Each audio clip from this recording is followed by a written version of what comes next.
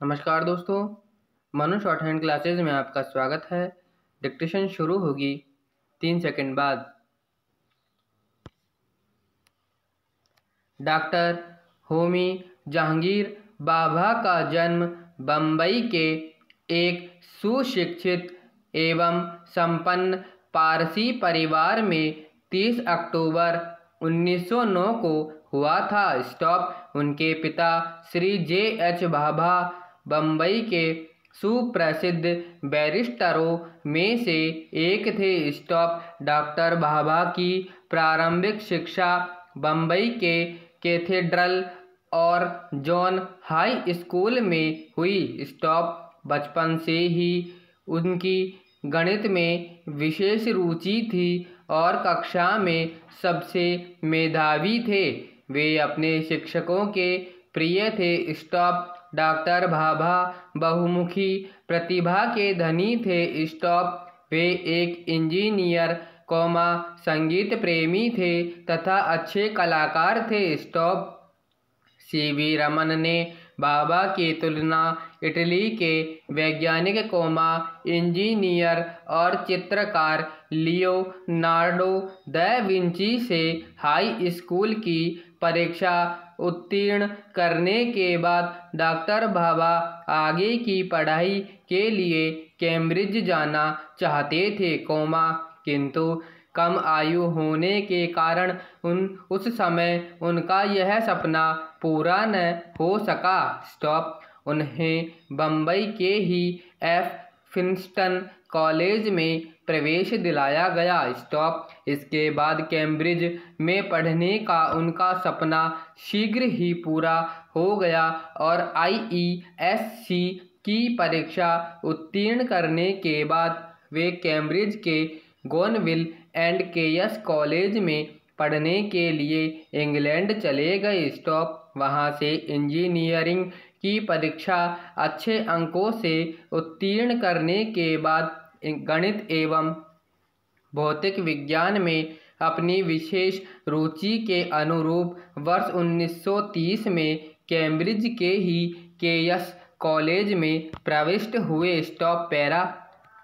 Cambridge में ही पढ़ते समय उन्हें यूरोप के विभिन्न देशों में जाकर विद्युत एवं चुंबकत्व के संबंधित विषयों के अतिरिक्त कॉस्मिक किरणों की मौलिक खोजों के संबंध में भाषण देने के कई अवसर मिले, जिसके फलस्वरूप डॉक्टर भाभा की ख्याति वैज्ञानिक जगत में फैलने लगी। इंग्लैंड में ही उनकी भेंट अणु बम बनाने वाले प्रसिद्ध वैज्ञानिक फेर्मी से हुई, उसी समय उन्होंने भारत को अणुशक्ति में स्वावलंबी बनाने का सपना देखा था। इसी बीच हाइटर नामक वैज्ञानिक के साथ रहते हुए उन्होंने अनेक शोध कार्य किए। वर्ष 1932 में उन्हें ट्रिनिटी कॉलेज में उच्च गणित का अध्ययन करने के लिए छात्रवृत्ति मिल गई। वर्ष 1934 में कॉस्मिक थ्योरी पर शोध कर उन्होंने PhD की उपाधि प्राप्त की। इसके बाद वर्ष 1934 से 1937 तक 3 वर्षों के दौरान उन्होंने भौतिक विज्ञान में विभिन्न शोध के फलस्वरूप कैस्केड थ्योरी ऑफ कॉस्मिक रे शाअर्स नामक सिद्धांत का प्रतिपादन किया। कैम्ब्रिज में अध्ययन और अनुसंधान कार्य के दौरान डॉक्टर भाभा छुट्टियों में भारत आए हुए थे, तभी सितंबर 1939 में द्वितीय विश्व युद्ध छिड़ गया। यह वही दौर था, जब हिटलर पूरे यूरोप तेजी से कब्जा करता जा रहा था और इंग्लैंड पर दावा सुनिश्चित दिखाई पड़ रहा था। इंग्लैंड के अधिकांश वैज्ञानिक युद्ध के लिए सक्रिय हो गए और पूर्वी यूरोप में मौलिक अनुसंधान लगभग ठप हो गया।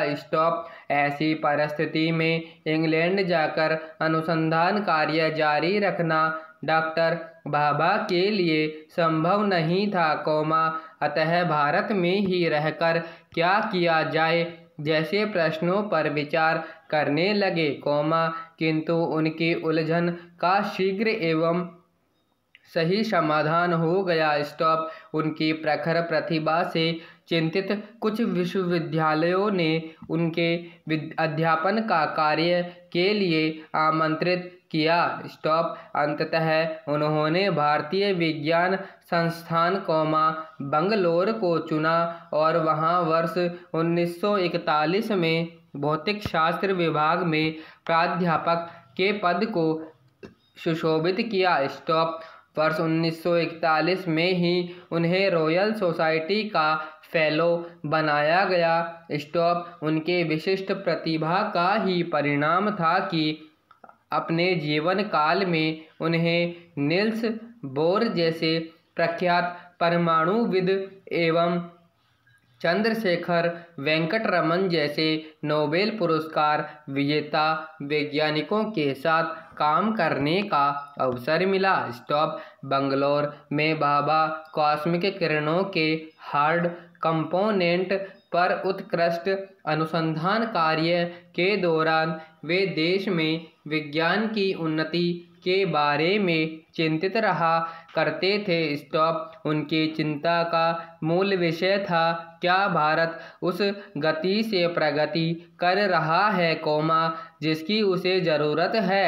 देश में वैज्ञानिक क्रांति लाने का जो सपना उनके मन में था, उसे पूरा करने के लिए बंगलौर के संस्थान पर्याप्त नहीं थे। अतः डॉक्टर भाभा ने नाभिकीय विज्ञान के क्षेत्र में विशिष्ट अनुसंधान के लिए एक अलग संस्थान बनाने का विचार कर दोराब जी टाटा ट्रस्ट को एक पत्र लिखा।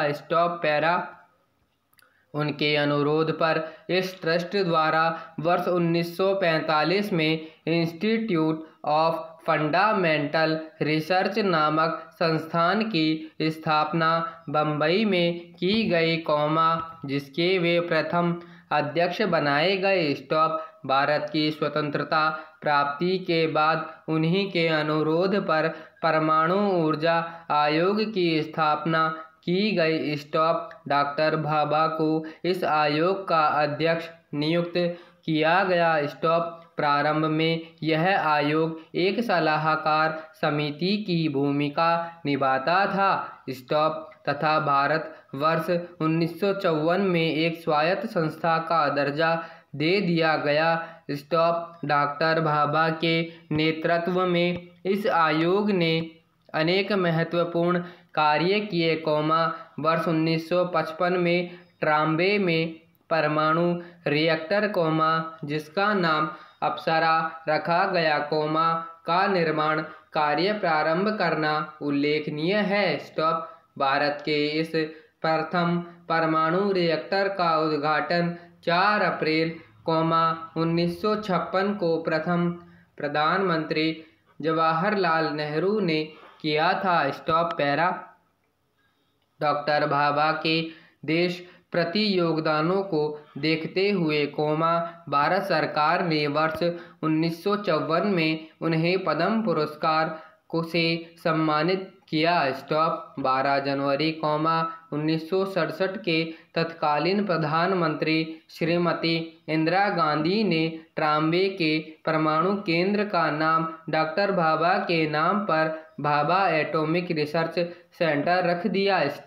डॉक्टर भाभा परमाणु बिजली की सहायता से भारत को विकास के पथ पर तेजी से अग्रसर करने के प्रयास में जुटे हुए थे, किंतु दुर्भाग्यवश एक वैज्ञानिक सम्मेलन में भाग लेने के लिए जेनेवा जाते समय अल्प्स पर्वतमाला में उनका विमान दुर्घटनाग्रस्त हो गया, जिसमें उनकी मृत्यु हो गई।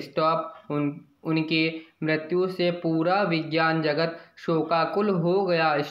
डॉक्टर भाभा ने अपने जीवन काल में अनेक विषयों पर शोध कार्य किया। इसी का परिणाम था कि उनके निधन के बाद भी उनके शोध के आधार पर भारतीय वैज्ञानिकों ने देश को परमाणु शक्ति से संपन्न कर दिया। संपूर्ण विराम।